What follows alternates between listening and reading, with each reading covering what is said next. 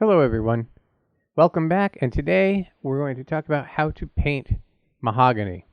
Now mahogany is a straight grained wood, so this technique that I'm about to show you today can be used with any straight grained wood. A quick review: what we learned last time was oak is a cathedral grain as seen in this picture versus a straight grain.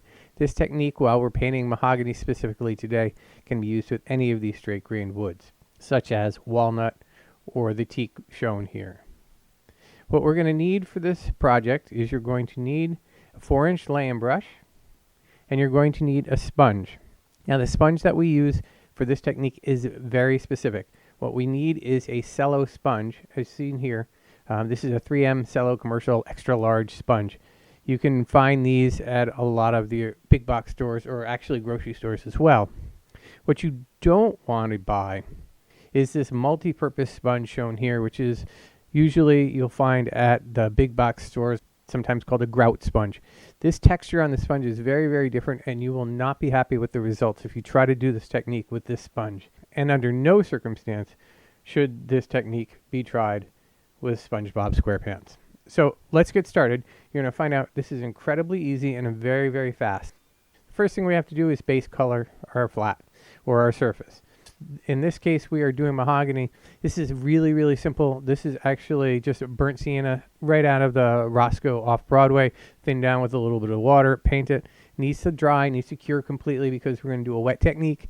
If your base color hasn't dried completely, you're going to pull up that base color, that burnt sienna underneath, and you're going to end up with a very muddy look. So we don't want that. So after this is dried and cured, next thing we're going to do is we're going to take just a basic black, and we're going to thin it down to a wash. Now the only trick in this technique is getting that wash just so. If it's too thin, this won't work and your grain will disappear. If it's too thick, what will happen is when we go to pull it off, it'll leave too much and it won't look like wood. So my advice is, what you should do is do a test on this. So we're going to then take that black wash and we're going to actually paint over the entire base color, only one board thickness at a time, because this is a technique that requires us to work fairly quickly, and if the wash dries on you, it's not going to work. We're then going to take a wet cello sponge and we're going to very carefully drag it across the black, pulling that up, and it will leave, to your amazement, this beautiful straight grain. If the board that you're painting is slightly wider than your sponge, that's okay. You can just come back in with a second pass and pull off the rest of the black. And that's it. That's the whole technique. You will be amazed at how much this actually looks like a straight grained mahogany when you're done. This is a great technique to use on props and on furniture. As you can see, these chairs right here that I painted, this was a black chair, and we had a bunch of those, and they're a metal chair actually, and we needed these for Spring Awakening, and we wanted them wood. So I actually did this technique on the chairs very quickly, and you can see that it turned out quite nicely. It looks very much like a wood finish. Putting a clear polyurethane on top of this, a matte, a satin, or a semi-gloss will help with the effect. It will look much more realistic and will add some depth to it. A couple of quick notes on this technique: it doesn't work well on soft surfaces. It's much harder to do on a canvas soft flat, because as you push with the sponge to pull that paint off, it has a tendency to, the canvas moves and your pressure isn't consistent and the grain can get a little muddy.